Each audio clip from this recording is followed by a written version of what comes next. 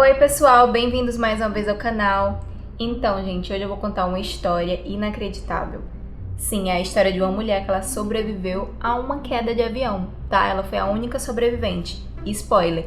Mas, gente, o que essa mulher viveu, meu Deus do céu, não sei se eu aguentaria. Mas, enfim, vamos lá para a história. A história de hoje é sobre a Juliane Diller. Ela é filha de alemães, só que ela nasceu no Peru. No dia 24 de dezembro de 1971, a Juliane e a mãe dela, Maria, foram pegar um voo, né? Era de Lima até Pucallpa, no Peru. E era véspera de Natal, então todo mundo ali provavelmente estava indo para suas casas, queria passar o Natal com a sua família.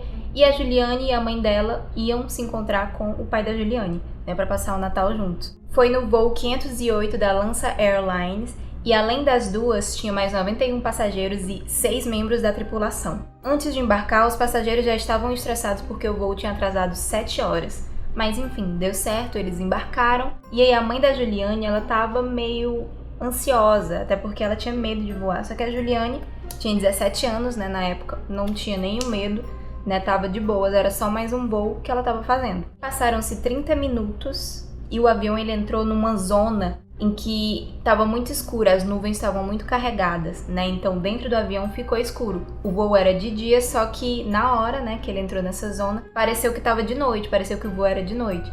E aí a mãe da Juliane ficou mais tensa ainda, só que ela não, né? Ela ficou de boas. Só que o que elas não sabiam é que o avião tinha entrado numa zona de tempestade. Basicamente, o piloto, não sei se ele não avistou nos radares, não sei como funcionava naquela época, mas ele não desviou, né, da tempestade e entrou com o avião com tudo nessa zona. E aí depois de 10 minutos que entrou nessa zona, a situação já começava a ficar sem controle. Muita turbulência no avião, os passageiros já desesperados, em pânico, gritando, chorando, as bagagens tudo caindo, caía também presentes, né, bolos de Natal, enfim, que as pessoas estavam levando para comemorar essa data tão importante, né? E aí eles estavam passando por isso. Até que a mãe da Juliane segurou a mão dela e falou: "Eu espero que isso acabe bem." Só que segundos depois disso, um raio atingiu o avião e comprometeu os motores. E aí a mãe dela falou assim: "Este é o fim, acabou." E foi as últimas palavras que ela ouviu a mãe dela falar. O avião naquele momento sobrevoava a Amazônia peruana, só que depois que foi atingido pelo raio começou a despencar muito rápido. Dentro do avião estava tudo muito escuro, a Juliane não conseguia ver nada, ela só conseguia ouvir o barulho dos outros motores que ainda estavam funcionando. De repente, o barulho parou e ela se viu fora do avião. Ela não sabia, só que o avião ele tinha se despedaçado em vários pedaços. E aí ela tava em queda livre, só que ainda presa à sua poltrona, né? Pra você ver a importância do cinto de segurança. Então ela caiu em queda livre de 3.000 metros de altura. Naquele momento só conseguia ouvir o barulho do vento e ela se sentiu extremamente sozinha. Até que ela viu que ela estava se aproximando da floresta e depois ela ficou inconsciente. Não lembra exatamente da hora do impacto. E a verdade foi que a selva amorteceu a queda dela. No dia seguinte a Juliane acordou. Ela ainda estava presa, né, na poltrona, tirou o cinto. E aí ela começou a gritar pela mãe dela, por alguém, e ela não ouvia nada em retorno. Ela só ouvia o barulho da selva. E ela percebeu que estava completamente sozinha. Ela também estava com dificuldade de enxergar porque ela tinha perdido os óculos dela. E um dos olhos dela estava inchado. Ela percebeu também que tinha quebrado uma clavícula e tinha também cortes profundos no braço e nas pernas. Só que não eram ferimentos graves. Depois também ela ficou sabendo que rompeu um dos ligamentos do joelho, só que aquilo não impedia ela de andar naquele momento. E aí vem a parte da história que eu acho a mais difícil, porque assim, a queda do avião foi pura sorte, né, ela ter sobrevivido. Mas ela enfrentar aquela selva sozinha, pra mim foi a parte mais difícil da história. Só que aí vem a importância de uma experiência que ela teve com os pais dela. Antes do acidente, ela passou 1 ano e meio numa estação de pesquisa junto com os pais dela no meio da selva. Então ela aprendeu muito assim sobre sobrevivência, algumas dicas que o pai dela deu. E uma dessas dicas foi que se algum dia ela se perdesse no meio da selva, ela procurasse um riacho, um rio, e seguisse o rio, porque certamente ela ia encontrar pessoas. Foi o que ela fez, ela foi atrás de encontrar um rio para seguir, né, a trilha do rio e encontrar alguém. Só que ainda no local do acidente, né, ela encontrou um saco de doces, comeu e depois percebeu que ela não tinha mais nada para comer. E ela ficou com muito medo de morrer de fome, porque ela não sabia quanto tempo ela ia passar ali até que alguém resgatasse ela, né? Enfim, no meio do caminho, né, procurando o rio, ela ainda conseguiu ouvir aviões que provavelmente estavam à procura dos destroços do avião, né, que tinha caído. Só que ela só conseguia ouvir, ela não conseguia nem ver o avião de tão densa que era a floresta. Imagine o pessoal do avião ou do helicóptero ver ela, né? Era praticamente impossível esperar que ela fosse resgatada por um avião, um helicóptero que estivesse procurando por sobreviventes. Na floresta era muito quente e muito úmido de dia, e de noite fazia muito frio e ela não tinha nada para se agasalhar. E a roupa que ela tava, né, do dia do acidente, era só um vestido curto e uma sandália em um dos pés, porque a outra sandália ela tinha perdido no acidente. Então ela realmente passou muito calor, frio e fome. Até que no meio do caminho ela encontrou um riacho e resolveu seguir, né, o riacho para ver se ia encontrar alguém pelo caminho. E aí ela andava dentro da água, porque era mais seguro. Só que quando ela via algum animal, algum crocodilo, né, que podia atacar ela, ela saía e ia para a borda do riacho. E ela continuava seguindo, né? Esse era o plano dela, encontrar alguém. No quarto dia de caminhada, alguns pássaros alertaram a presença de cadáveres, né? Porque os pássaros, abutres, ficam em cima, né? Comendo os restos. E aí ela se aproximou e ela ficou com muito medo de perceber que um daqueles cadáveres era a mãe dela.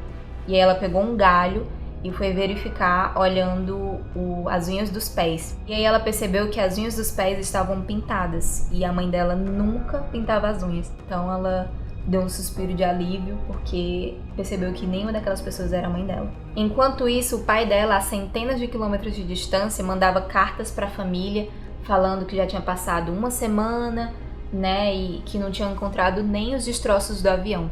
Provavelmente ele já tinha perdido as esperanças de que uma delas estivesse viva. No 10º dia ela já estava muito fraca, mal conseguia andar, então ela resolveu só deixar o rio, né, porque ela tinha encontrado um rio maior, resolveu só deitar e deixar o rio, né, a correnteza levar ela. Mas aí ela viu no caminho uma cabana com um teto de folha de palmeiras, um motor de barco e 1 litro de gasolina. E ela resolveu ir até essa cabana. No braço direito dela tinha um ferimento que já estava cheio de vermes, né, naquele ponto.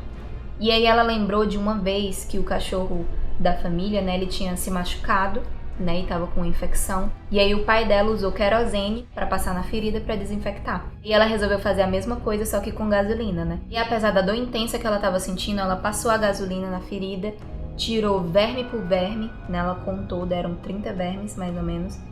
E aí, depois disso, ela ficou muito orgulhosa por ter conseguido fazer aquilo, né? Ela passou a noite na cabana e no dia seguinte ela começou a ouvir vozes de homens que pra ela parecia vozes de anjo, né? Porque já era o 11º dia dela sozinha na floresta e finalmente ela tava ouvindo a voz de alguém. Quando os homens chegaram na cabana, eles ficaram muito surpresos porque eles pensavam que ela era algum tipo de deusa da água, porque naquela região tinha uma lenda de uma figura que era metade mulher e metade golfinho, que tinha pele clara, que nem ela, e cabelos loiros. Só que aí depois ela explicou pra eles, né, quem ela era, o que aconteceu. E aí eles cuidaram das feridas dela, deram comida e levaram ela para a civilização. No dia seguinte ao resgate dela, ela se reencontrou com seu pai e eles mal conseguiam falar de tanta emoção, eles só conseguiam se abraçar. Nos dias que se seguiram, o pai dela procurou freneticamente pela mãe dela e no dia 12 de janeiro ele encontrou, né, o corpo dela. Depois da autópsia, né, eles descobriram que a mãe dela também tinha sobrevivido à queda do avião, só que os ferimentos dela eram muito graves.